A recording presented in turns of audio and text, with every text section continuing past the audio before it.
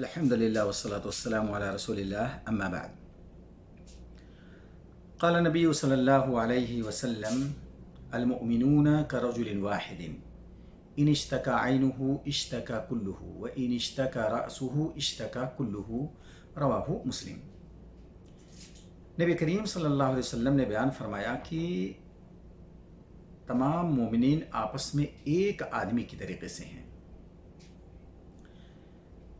اگر اس کی آنکھ تکلیف میں ہو تو اس کا پورا بدن تکلیف محسوس کرتا ہے، اگر اس کا سر دکھے تو اس کا پورا بدن دکھی ہو جاتا ہے۔ یعنی یہ نبی کریم صلی اللہ علیہ وسلم نے تمام مومنین کو آپس میں ایک کر کے بیان کیا ہے۔ یعنی تمام مسلمانوں کی مثال ایک مومن کے طریقے سے، ایک آدمی کے طریقے سے ہے کہ جس طریقے سے ایک آدمی کا جسم ہوتا ہے، جسم میں کوئی ایک حصہ اگر دکھی ہوتا ہے تو اس کا پورا بدن دکھ سے دوچار ہو جاتا ہے۔ یہ مثال دی گئی ہے۔ یہاں پورے مسلمانوں کو ایک کہا گیا ہے۔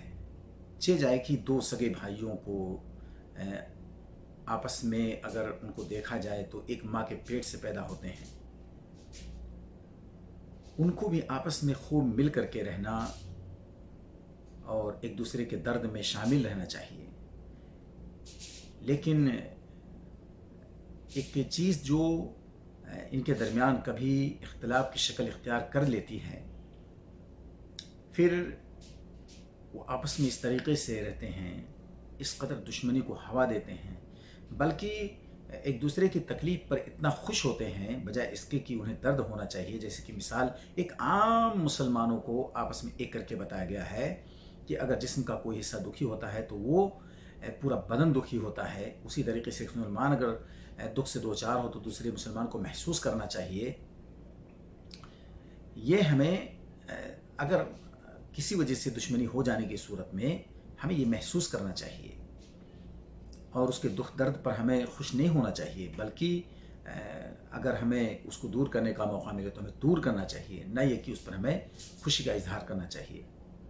اللہ تعالی ہمیں اس حدیث کو سامنے رکھ کر کے آپس میں جو بھائی اختلاف کا شکار ہیں، اولاً تو اس اختلاف کو دور کریں اور ان کی کسی بھی تکلیف میں خوش نہ ہوں، بلکہ اس تکلیف کو بھی دور کرنے کی کوشش کریں۔ اللہ ہمیں اس محبت کو برقرار رکھنے کی توفیق عطا فرمائے۔